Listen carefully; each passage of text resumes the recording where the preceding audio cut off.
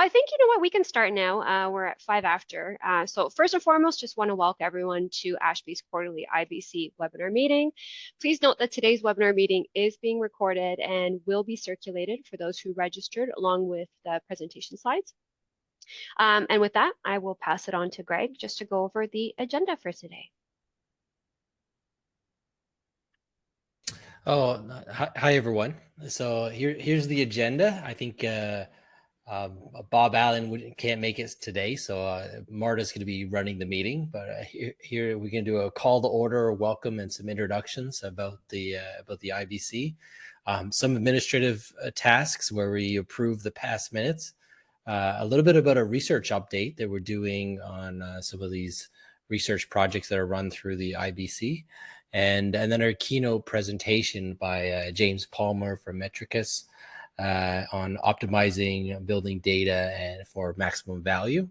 A little bit about our podcasts, our white papers, and our journal, and then some new business and announcements of upcoming and past events, and then an adjournment. So with that, I'll pass it off to Marta to run the rest of the meeting now that since Bob couldn't attend. Thanks. Great. Thanks, Greg. Thank you all for attending today. And as Greg mentioned, my name is Marta Klopotowska. I'm the Programs and Communications Manager here at ASHB. As Greg mentioned, I am going to be stepping in for our IBC Chair, Bob Allen, who's unable to join us today. A little bit about the IBC, the Intelligent Buildings Council. It was established in 2001, and it focuses on advancing the large building automation industry through cutting-edge technology research. The council, which meets quarterly, reviews opportunities, strategizes, oversees initiatives related to system integration and automation in large buildings. Its project aimed to foster the next generation of smart building technologies, enhancing building performance and energy savings with a comprehensive approach. And I just want to mention that with every single quarterly meeting, we do have a keynote that presents, and I believe Greg had already kind of gone over that, but we'll get into that shortly. Just a couple other things before we get into that. So moving on to some administrative items, the minutes for the last IBC meeting held on August 13th are available on the website. Is there anyone on the call today that'd be able to motion to approve the minutes from the last meeting? And really anyone on the call can volunteer to do that. Yeah, happy to do that. Thanks so much, James. And do we have anyone who will second the motion? I'll second it. Thanks so much, Robert. And then lastly, are there any opposed? We'll give it a second. Hearing none opposed, the motion passes and the minutes from last meeting are approved. We will now pass it over to Harsha just to go over our recently completed 2024 Smart Buildings Landmark Research Project. Harsha? Thanks, Martha, and good morning. Good afternoon to everybody who has joined this this call. I'm going to provide a brief update on this 2024 IBC Landmark Research Project on Smart Building Trends and Technology Adoption. ASHB and Harbor Research have successfully completed the 2024 Landmark Research Project themed Smart Building Trends and Technology Adoption with all deliverables now finalized. The project results will be shared with the 16 funding organization by email on November 8th. We extend our sincere gratitude to our funders on screen whose support has been instrumental to this project success. The research deliverables include comprehensive smart building survey results, infographics, quarterly market tracking reports, structured Excel-based sizing models, and research brief. And this 30 to 50 page brief for each configured research topic contains, data such as building analytics, predictive maintenance, and building as a service. The final package also includes a 1.5 hour recorded webinar and slide presentation summarizing the project's key findings and insights. An executive summary will be available for non-funding organization interested in purchasing the project deliverables after a 4-month embargo period. For further to know how to purchase this research or to express interest in upcoming research initiatives, please contact ASHB at admin@ashb.com. That's admin@ashb.com. Thank you very much, and over to you, Greg. We'll pass it on to Greg now to discuss the BACS annual project. All right, thanks, Sparta. Yeah, so this BACS Building Automation Control Systems market sizing research project, it was actually brought forward by one of our board members as an idea a few years ago, and we've been doing it for the last 4 years, and have one more year left and a 5-year cycle, and then we'll start again with hopefully the same participants and more. But basically, we're looking at the market size of building automation controls, a little bit of feedback. Yeah. So basically, it's we're collecting the building automation controls data from these partners, and we're aggregating it and working with BISRIA to provide them those aggregate numbers of the markets, the size of and the state of the market in BACS in North America. So we're looking at software, hardware, so like BAS network routers and gateways, and then controls, room controllers and HVAC controllers, and some field devices as well. So this is an invitation only project, so only those that are on the project will be able to get the findings. But and in the future, we'll be expanding it out and probably getting more players involved in the upcoming years. So with that, I'll pass it back to you, Marta, to go over I guess to Chris to update give an overview of the keynote. Thanks. Yeah, thank you. This is Chris. Today's keynote will be James Palmer, and we'll share real-world examples of how smart building technology can enable companies to improve their performance. We'll do this through enhancing indoor air quality, promoting occupant health and well-being, such as automation to maintain optimal temperature levels. They will also optimize space utilization to reduce costs, such as including historical data to inform decisions about closing certain floors on specific days. They will also decrease energy consumption, such as using automatically turning off lights in unoccupied meeting rooms, or improving the employee experience by preventing no-show meetings by monopolizing meetings room availability.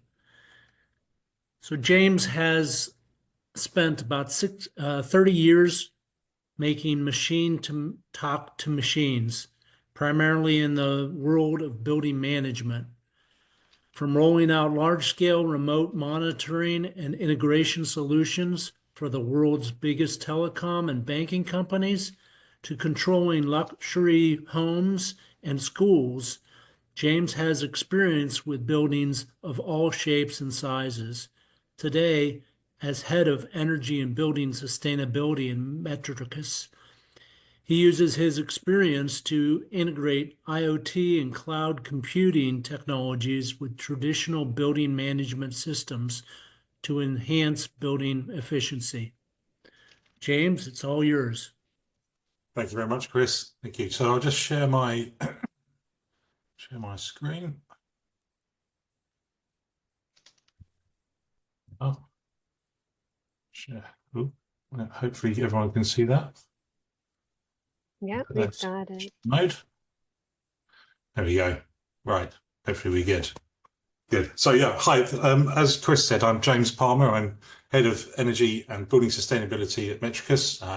My role is all about helping our customers get the most energy savings and improve their sustainability from the data that we capture from their buildings. So Metrikus as a business has been going for since 2012 Olympics, actually, when first started, but the company was re-emerged as a data aggregation platform and renamed as Metrikus in 2016, and we've been growing very steadily ever since.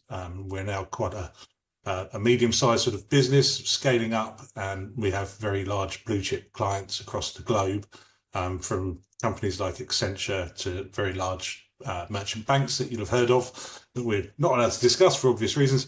And we aggregate data from lots of different data sources within buildings. So one of the things that we wanted to talk about today is when customers and people we speak to think about smart buildings, they often think about IoT sensors, adding in extra sensors to capture people flow through buildings, to understand what the air quality is like, to help them gather information about the way the building's being used and the way it's being serviced. And what we're finding more and more is that actually the data that you need to collect to make those informed decisions about how to best optimize your buildings and optimize your estate and right size your estate is probably already there in most cases. So data in your building management or building automation systems, in your HVAC systems, where you've got packaged solutions, even video conferencing tools and IT devices, mobile phones that people carry with them,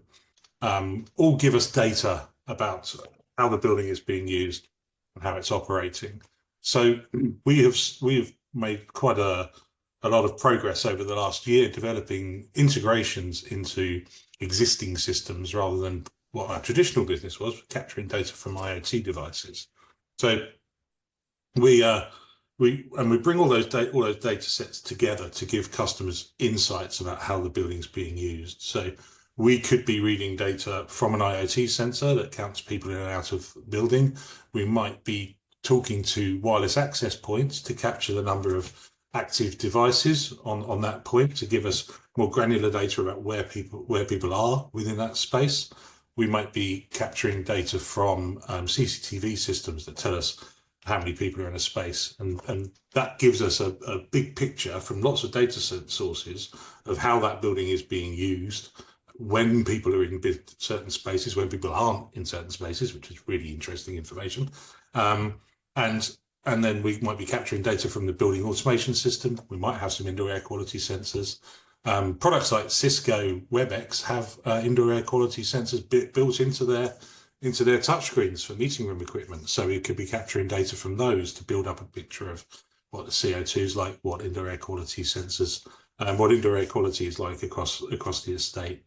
And then we might be capturing energy data from, maybe it's by calculating the energy used from hours run from plant in buildings, from plant that's attached to your building management system, or it could be from energy metering platforms or energy metering sensors. So we bring all that data together to build this picture of how the building is being used, how and when it's being serviced, as in lit, heated, cooled, ventilated, and where those mismatches are. So where we've got poor air quality, where we've got plant running in empty spaces, where we've got lights on in empty spaces, and giving customers an idea of where the waste is and how they might optimize those control systems and how they might optimize their space. Because one of the things that has a big return on investment is managing space utilization. So so IoT data, very much the tip of the iceberg. There's a lot of data that most people have in their buildings now that perhaps isn't being utilized or is stuck in silos. So the BMS, or building automation system, for example, has a lot of interesting information about how and when plant is running, but it's very technical bit of software running probably on a PC in the basement somewhere that rarely gets looked at by anyone that would build a business case to make changes. And even if the person that held the budget did get to look at it, it would quite often be such a technical thing that they wouldn't be able to extract much useful data. So we find lots of data stuck in silos, and they're hidden by either their complexity or the fact that nothing is plugged into it and extracting the data from it, such as a wireless access point that can tell us how many people are in a space. So mining this data below the watermark, surfacing it, combining it with IoT sensors where needed, looking for the blind spots and backfilling those blind spots with IoT sensors, so to build the full picture does a lot for you. It gives you the complete picture of how your building is being used at the lowest cost, because you're only augmenting with sensors rather than flooding a building with sensors when all the data's quite often already there. So yeah, and if you this is exactly the point I just made. So if you need more granular data, then often we'll install and backfill with IoT devices. But reviewing the data that you've already got should be the first step, and understanding does that paint a rich enough picture for us to make data-driven decisions, because that's the goal, right? That's what we all want to do. We don't want to make changes to our estate, make changes to our control systems based on data, not just a hunch. And we've all probably I've been in this game long enough to have had to make decision-based data findings, right? And justify my decisions with data, when if only I'd looked at the data first, I would never have been in the position of had to justify my decision, because it would have been based on the data, and all the business case and everything would have worked out first. So get real value from your data. It doesn't just connect, but it actually combines, and it helps us visualize the data too. So we don't just present data in terms of a graph that says air conditioning unit 3 is running at these periods. We do that, but we'll also present you with insights about how that is working. That unit is running out of hours for 4 hours a day, and this is costing you X dollars a day. To fix it might cost you Y dollars. There's your business case, right? So it's not just about or you've got 10,000 desks that never get used across your estate. So by right sizing your estate, if you lost a building, you might save X million dollars a year, and we are talking in the millions of dollars more often than not, with the sort of savings that we help our customers realize. So the return on investment, it can be really profound. And it's a fairly simple process once you make these data aggregations, and once you're getting the insights out is very straightforward. So things like our space management and planning tools that allow you to access live occupancy in sites for desks, for meeting rooms and communal areas, automate the check-in and check-out process. So for example, Chris will book an 8-person meeting room, and only 4 people are there in real life, and the other 4 are on Teams. Our system would know that had happened. We'd know from the booking system that an 8-person room had been booked.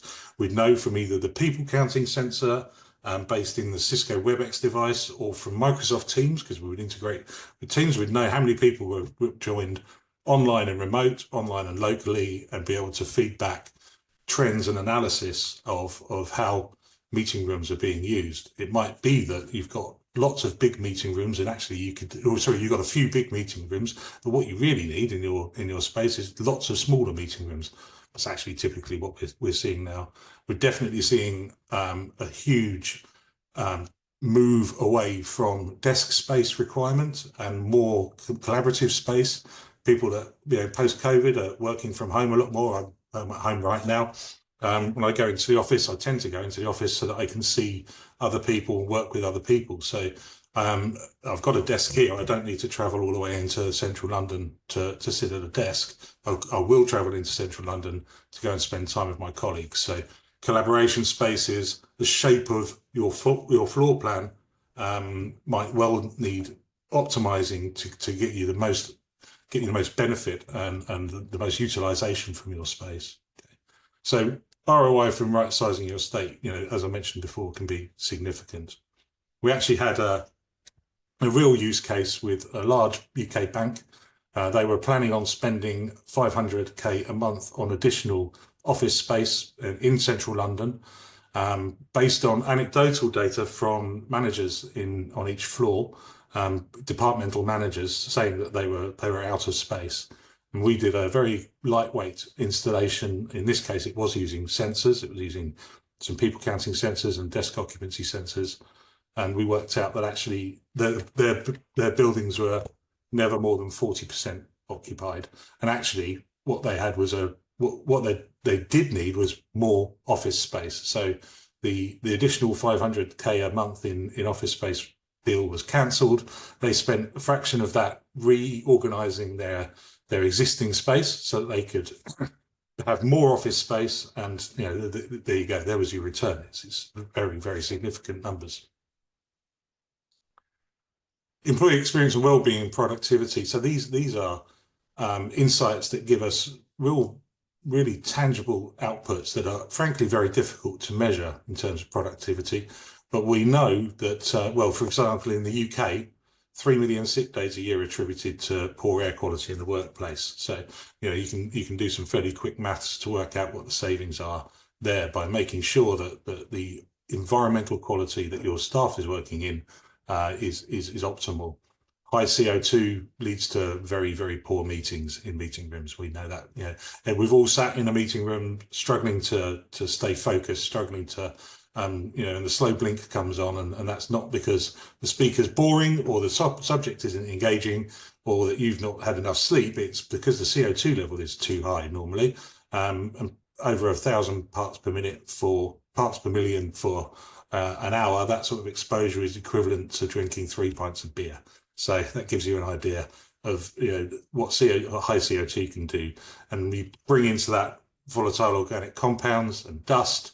Dust for someone like me who's an asthmatic has a bad effect on my working day.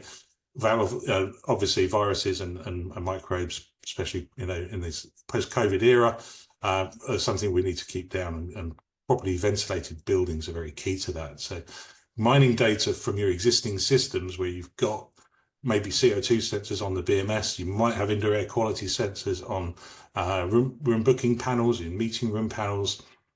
Wherever we can get that data without having to add extra sensors, that's what we'll do. As I say, we'll backfill them and install air quality sensors where we need them. But again, the returns are there, and bringing that data together with space utilization data and with building efficiency and energy data as well, we get a really clear picture of where we want to optimize and how we need to better control our buildings. So one of the things that we see a lot here in the UK, we have very cold winters and quite warm summers nowadays, and most of the fresh air supply is through mechanical ventilation, of course. So you need to either, in the peak of winter, you need to provide a lot of primary heating to run on full fresh air. So typically you're trying to recirculate air to keep the space warm. And if you can understand which spaces are full and which spaces are empty, you can focus the fresh air supply into the busy spaces and keep the building a healthy place to be. And of course, by doing that, you lower the load on the plant, and therefore you save energy. So again, this is just all the data coming together to build that picture that not only reduces energy, but actually improves the environmental quality for the staff within it. So. And we're tracking energy data from a wide range of existing devices in buildings. And I mentioned an example earlier of understanding when a pump is running. We know that that's a 4 kilowatt pump. We know when it's running, therefore we can work out the kilowatt hours for that pump. We understand we might be talking to a smart metering network to get your utility bills, and we could be parsing those into the system to give you baseline data and your billing data, and then allowing you to monitor, measure, and verify the changes you're making to your building to prove out the business cases for all the changes you make, and show that you're making your building more efficient. So it's time to unlock the value of building data, creating spaces that are better for people in terms of air quality, productivity, planet, in terms of building efficiency, the amount of energy you're using, and profit. Well, that comes from the combination of the first two, so because all of those savings, of course, go straight on the bottom line and justify the projects to make these improvements. Is there any questions?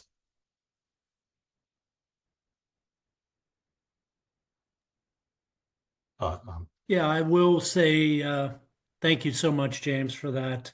There was a couple questions came in.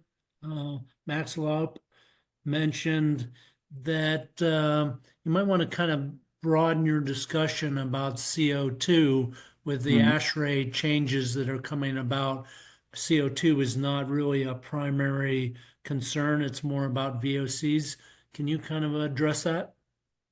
Well, definitely VOCs are the big issue, or a big issue. CO2 has a significant impact on meeting quality and meeting room in particular. So and productivity. So that it's not a one, or they're not mutually exclusive, is the point. So yeah. Yeah, they usually say CO2 is kind of like a benchmark for other contaminants. Absolutely. One of the challenges you have as well is and something that's not often discussed is outside air quality. So it's normally received wisdom is that you know, to improve indoor air quality, you need more fresh air ventilation. But with things like VOCs and especially dust, PM 2.5 and PM1 in particular, they're quite often generated outside the building and you're being pulled in. So understanding outside air quality helps you manage the inside air quality a lot better as well. And I think Mark Peacock, do you have a question for James? I noticed you wrote something in the Q&A box. Oh, we have it in here now. In your solution to embrace building data technologies such as Haystack or Brick? Yeah, that makes sense to me. Yeah. So we tag data typically using Haystack. We have the ability to build brick schemas and ontologies for buildings too, so we can support both. And everything comes into the Metrikus platform that it can be tagged in those using those ontologies but we also have a sort of our own extension to those ontologies for data that sits outside of that realm. So the number of active Bluetooth devices on a wireless access point, for example, is not something that is easy to tag in using those schemas. So we extend those schemas, but where we have to, but typically we rely on those tagging ontologies. And all of the data in our platform is available out via our API as well. So you can come and request any data that we have in its normalized function. So if you wanted the people count in meeting room 4, doesn't matter how we've collected that data, you would get the number of people in meeting room 4 at that point. So we automate the control of things like HVAC with demand-based ventilation that way. Yeah, I had a couple questions and I'm sure the audience would like to hear. One is, do you provide any education on how to manage smart buildings? Yes, well, we have a product called the Smart Buildings Bootcamp. So that's something that people can sign up for, online training all around everything from inception. So understanding, you know, well, what do we actually want to achieve from a smart building? What does the phrase smart building mean to us? And what does that mean to other people? And so going from inception all the way through to automation and then living with the product when you get to the end and have achieved your goals and verifying the savings that should bring. So yeah, we do. And you know, can you address intelligent buildings? Are they best using cloud or can they be managed locally? So we find that it's a mixture of both. So you need local control. So the building automation system, the thing that actually turns things on and off, you know, make sure the building's open in the morning and turns it all off at night, should exist, I believe, on site, and shouldn't be reliant on too many outside factors. But when you come to optimizing those control regimes, cloud data is really important. So most of the information that we get from, you know, utility metering networks, things like I mentioned Cisco spaces and Cisco devices, or for Aruba devices, all of that information is in the cloud, and we use cloud integrations very often to capture that sort of data. And there's third-party data as well, such as weather forecast data coming in from the cloud. helping us to make better decisions about, well, do we need to bring the heating on at 6 o'clock tomorrow morning? Because although it's going to be cold tomorrow morning, we know that by opening time at 8:30, it's going to be 70 degrees outside. So we don't probably need to, preheat the building tomorrow. Those sorts of decisions are very difficult to make without data that comes in from the cloud. So my take on it is that a building should stand alone. The internet goes down, the building should still turn on in the morning. If the cloud services aren't available, the building should still turn on in the morning. But if you want to optimize that building, then cloud data will help you make sure that that building uses the least energy. So that you get the bit of both. So. And with that data, how do you handle who owns the data or who controls the data? The customer owns the data. That's golden. Yeah. No ifs or buts.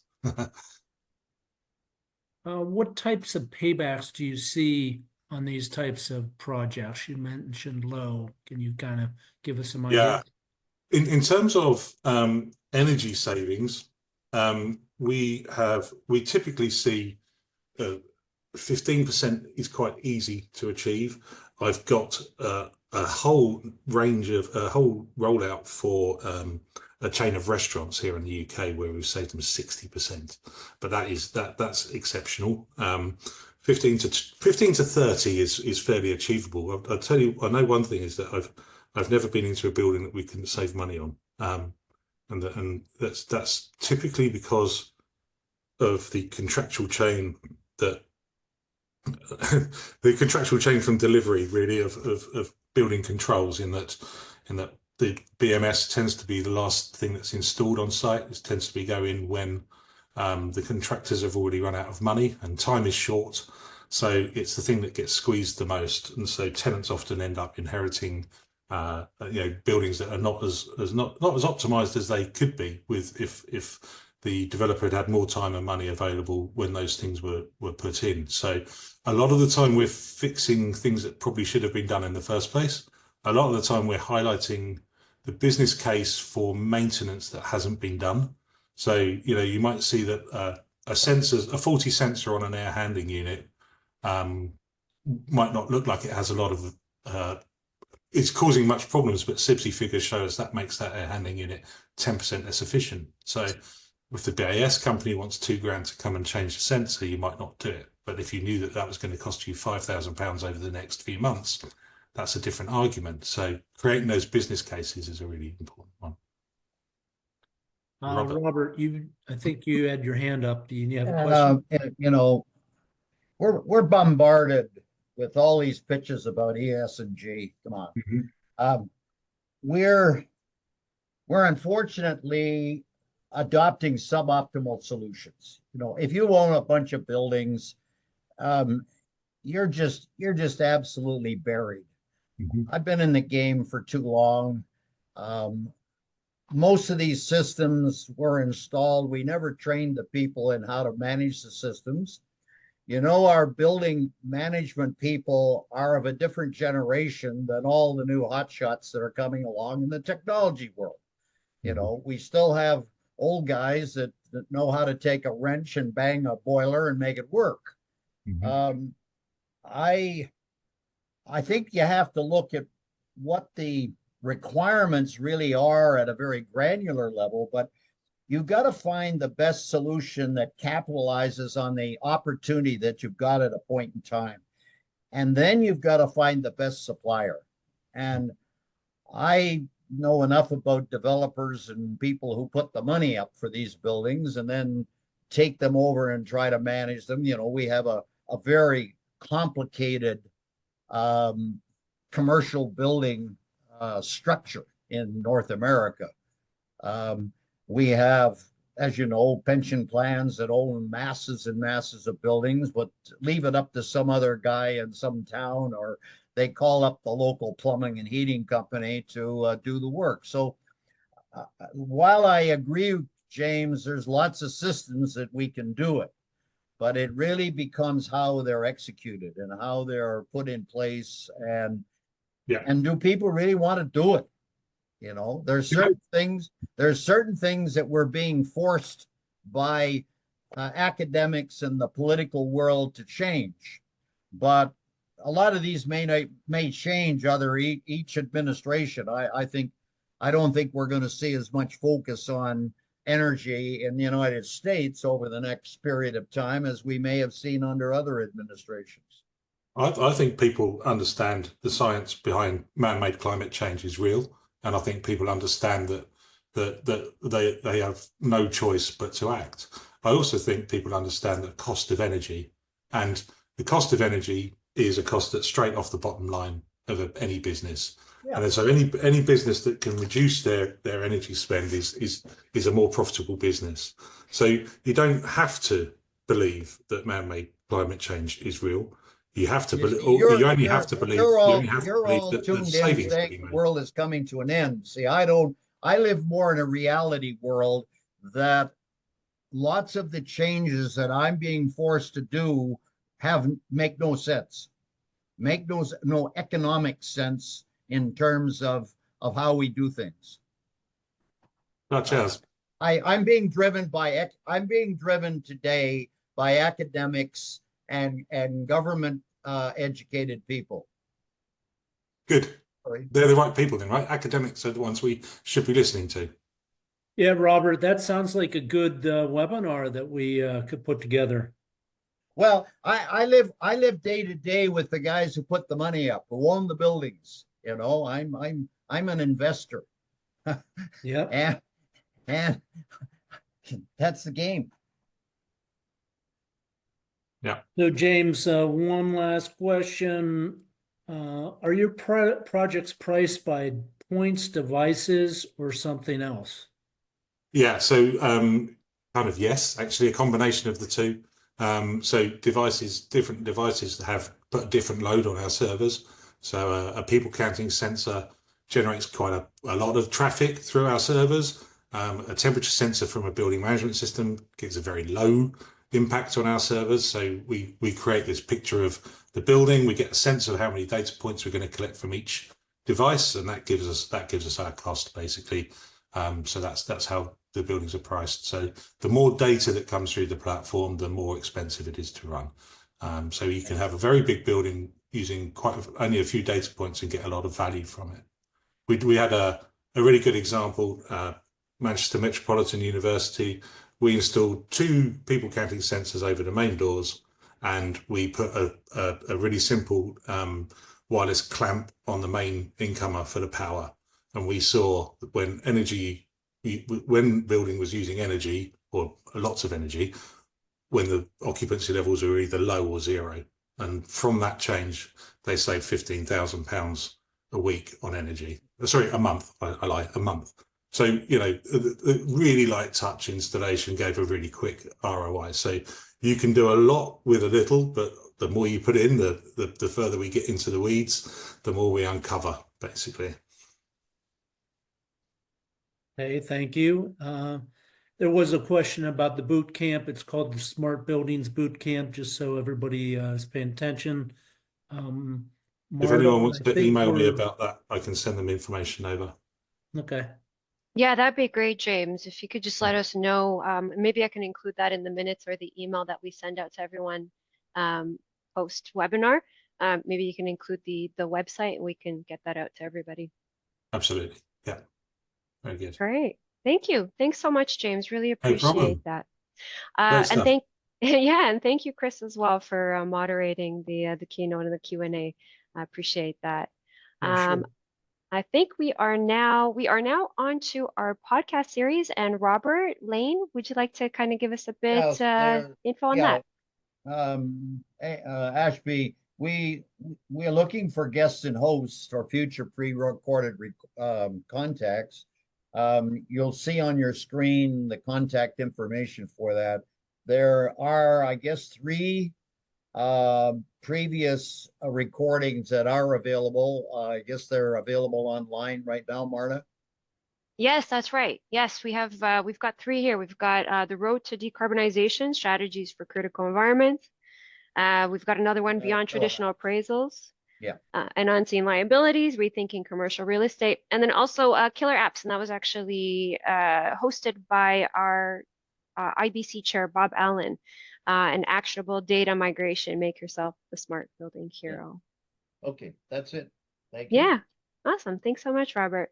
Yeah, if anyone's interested in hosting, being a guest on a future episode, they are pre-recorded. There's a lot of flexibility in terms of how we record these episodes. It could be on any topic that you would like to speak on. And we can also partner you with a host, or if you'd like to be the host and you'd like to partner with a guest, we can certainly do that as well. Very little effort on your part, aside from just talking about the topic. That's all we want. We just want people who know, a lot about this space to talk on topics and educate the masses. We will now move along to Ken Wax, who will go over some of our projects here or programs here at ASHB. Oh, thank you very much, Marta. Continuing the theme of information and education that ASHB provides to its members, I want to address the opportunity that ASHB offers through two venues. One is original white papers, and the other are papers produced outside of ASHB. On the white paper side, the Intelligent Buildings Council has a subcommittee that provides a platform for members to propose a white paper that introduces a new subject area relevant for IBI members. It could be introducing a technology, or it could be introducing a business practice. The white papers that we generate typically are 5 to 10 pages. Sometimes the papers come in multiple versions where there might be an overview and then a paper on a technology and a paper on an application case. So we've done a whole variety of papers, and right now we're looking for proposers to come forward. It's your opportunity to get your name in lights, so to speak, as an author on an ASHB white paper. All the white papers that we have published are available, as you can see, at the URL at ashb.com/whitepapers. On the complementary side to original white papers, we have a program at ASHB to search the literature for papers that can be made available to ASHB members. This is through the ASHB Publication Review Committee. It's a committee that's been in existence for at least a decade, probably more, I think more like 20 years. I chair this committee, and what we do is we ask ASHB members to volunteer to review papers and fill out a reviewer sheet, giving the pertinent information about the paper, its relevance to homes and or buildings. We ask that you evaluate the relevancy of the paper and judge it as appropriate for the ASHB library, and to select keywords so we can do a computer-based search of the library. The library has literally thousands of papers that have been reviewed and qualified as appropriate, and papers were appropriate if they're in the domain of our business areas, namely IBC, and secondly, that they're not overtly commercial. It's okay for a paper to mention brand names.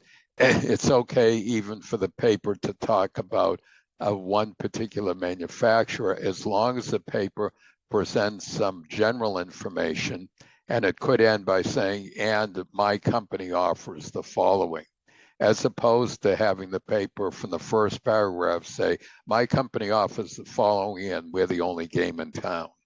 So other than that, we are pretty broad in accepting papers, as long as they're in our field and provide some useful information for the readers. So 2 opportunities, original white papers, and you have an opportunity to review a white paper. And as a thank you for that, we offer you $25 credit towards ASHB services and $25 in cash. So thank you, Marta. And our contact is Marta. So if any of you have ideas for white papers, please contact Marta.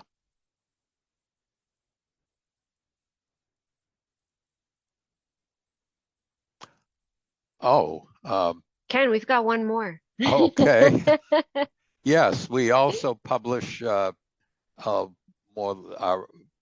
white papers for IBC and CHC are relatively short informational white papers. If you're so inclined, we have the CABA journal where you can submit a more lengthy, in-depth paper. And I've been writing for the CABA journal and its predecessor, which was iHomes and Buildings magazine. I've been doing this for since I think the early 90s. My latest article, I just went live, was a virtual tour of the Consumer Electronics Show 2024, which was last January. This is a companion to a prior paper that I posted on CES 2024, Repositioning the Industry. So CABA has lots of info, original white papers, papers produced elsewhere, and original journal articles. So please take a look at the ASHB journal, at the ASHB white papers, and at the ASHB Library of Publications. Thanks so much, Ken. And I do want to mention as well is there is quite a bit of promotion involved. If you do provide us with a white paper, if you do provide us with an article, ASHB will do its part in making sure that it gets out there, with logos, with really anything and everything that you want to promote. I should mention, Marta, that CABA issues a news brief, just went out within the past hour. It comes out every Thursday. And I did notice it has a 1-paragraph summary of my ASHB journal artitle in the That's right. That's right. Flash.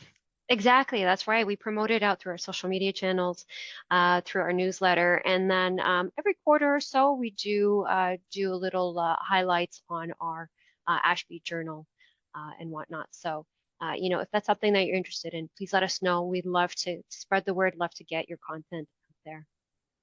Thanks so much, Ken.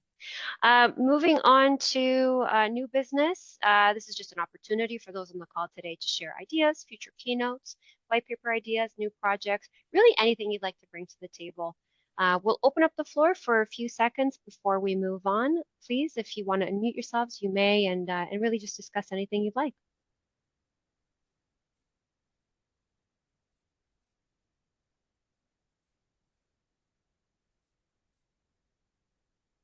All right, we will move on now. We've got one last agenda item, and that's really our announcements. And Harsha's on the call right now. He can kind of give us a quick overview on the events that are coming up and any participation from ASHB. Yep, thanks, Martha. And maybe I request Robert or Ken or Chris, who are attending the show, to also add on to this. Smart Living Expo, which is happening on November 13th to 15th. And I think we'll have ASHB attending and also has booth at the show. And then followed by the building show, which is in December 4th to 6th on Toronto. And followed by next year, it's going to be lighting and intelligent buildings, Jan 14th to 16th, which is going to be in Dubai, UAE. And BIC SI Winter Conference and Expo, Feb 2nd to 6th in Florida. And AHR, which is happening in February 10th to 12th in Orlando. ASHB is attending and also has booth as well as presenting and moderating the panels at AHR. Anything you want to add, Rob or Chris or Ken? I don't have anything, thanks. Yeah, thank you, Martha. Over to you. Thanks so much, Harsha. And I just want to mention that for the Light and Intelligent Building show in Dubai, we will be present at that show as well. We'll be moderating 2 panel sessions. With that, we will adjourn. I just want to thank everyone for attending today, and as well for Keynote for his informative presentation. The next IBC meeting will be scheduled sometime in February, and we'll let everyone know what the exact date will be a little bit closer to. Great. Thank you. Thanks, everyone.